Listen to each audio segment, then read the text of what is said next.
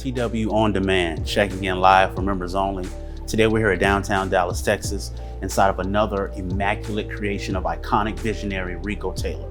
We're going in today, we're going to hear some of his story. We're going to have some great drinks sponsored by Angel's Envy, Grey Goose Essences. We're here. This is a members only exclusive. Follow me in, guys. You ready? Let's go.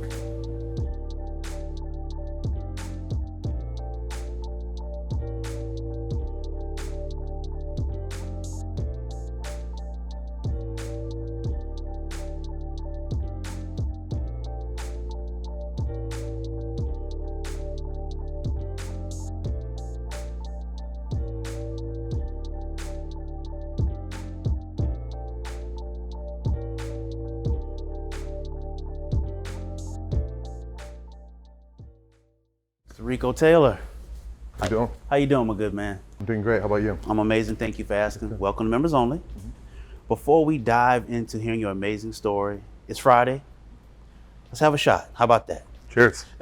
So what we got here, we have Grey Goose Essences, the strawberry lemongrass with some lemon juice and some simple syrup.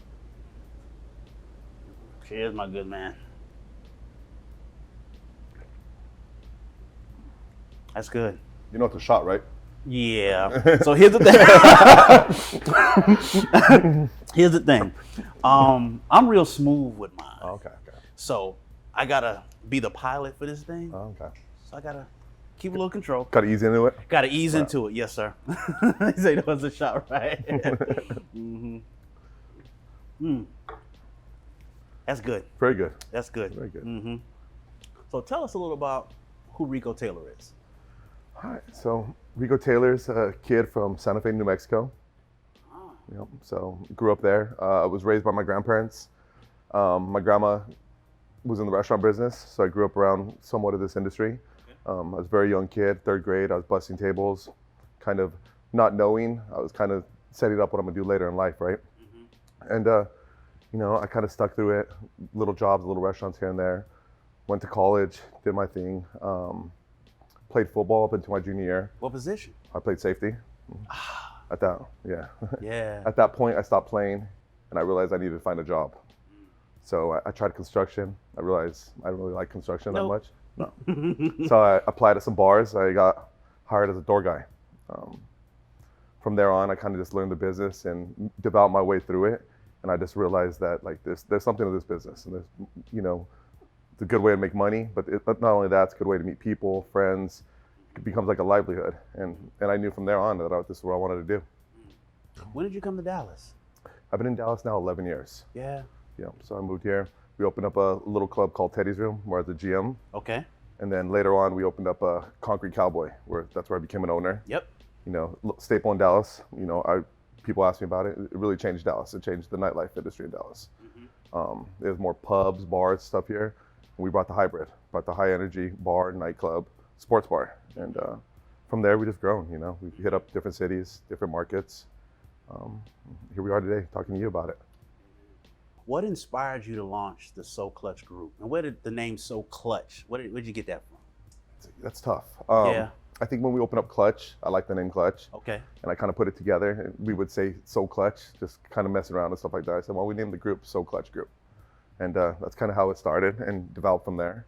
But as far as doing So Clutch Group and trying to do what we're doing, main thing is we just wanted to create an industry that we loved and that we saw, you know what I mean? And we wanted to create it with good customer service, great locations, great venues, different venues. It's a place we could watch sports, a place we could buy bottles, a place we could have good food. And we just wanted to put our fingerprint on the industry. What separates your venues from the rest? I think the staff, the management. You know, I think they take pride in them. I think they feel ownership. They feel part of them. You know, and I think that's a big thing. We always want to be accommodating. We want people to come in here. You know, people work Monday through Friday, right? They have their boss yelling at them. They're yelling at their employees, whatever. You know, Friday, Saturday, Sunday comes. They want to get away from that. So our goal has always to give them an experience. You know, you get a Jack and Coke anywhere. You sit at home and pour a Jack and Coke, right? But you could come in here. It's experience. It's the music. It's the staff, talking to them, being friendly, creating that comfort with these people. You spoke about management, and I speak to a lot of business owners, and management is everything. That really determines if the people go or stay, Hmm. and with an amazing management team like you have, Hmm. I think the sky's the limit for the Soul Clutch Group. Right. Everyone that I've met that represents your brand, they're Hmm. like, they're gold. Right. Miss Gina, gold. Like, Hmm. so hats off to you for that, for making sure management Right. in the foundation of it Hmm. is solid. Well, that is the foundation. Without the Ginas, without these GMs, there is no such Soul Clutch Group. And in the beginning, when there's one or two venues, I'm trying to be on top of everyone, and I could then. You know what I mean? I could.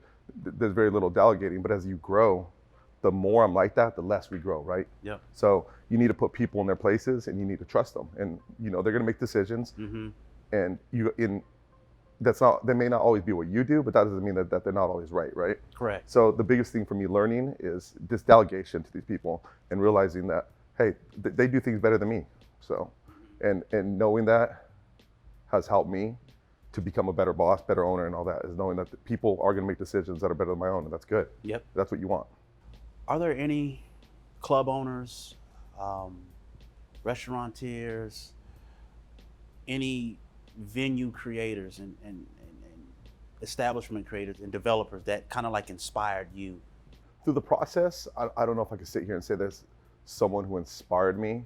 I worked for a lot of people coming up, and I learned things from them. Yeah. But now that I look at companies and stuff like that, I guess something that sticks out to me would be Tao Group, just because of how they've done so many things so well, from fine dining to killer nightclubs to cold lounges. I think the fact that they've controlled so many markets and been so broad and been so successful, I think that's inspiring to me. Okay.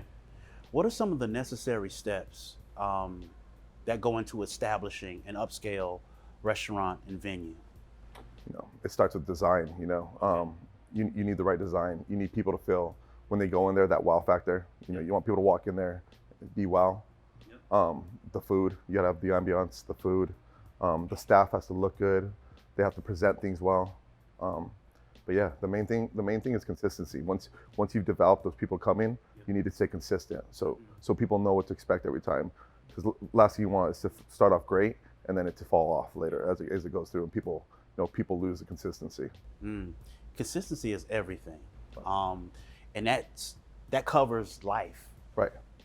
business, personal. When you're consistent, you're reliable, Right. and reliability, I think, is everything. And I tell people all the time, just stay consistent, just keep at it. Right. You're right. I think in every business, as long as you're consistent, it seems like you're going to prosper. Yep. Being that you've conquered Dallas, Fort Worth, Frisco, Austin, Chicago, what's next for Soul Clutch? Right now we're trying to focus on the markets we're in. We're expanding here in Dallas. We still have Vice Park coming. We're expanding in Austin, where we're doing a place called the Betty. And after that, we're looking at a few markets. Nashville's a market we're looking at. Florida is a market we're looking at.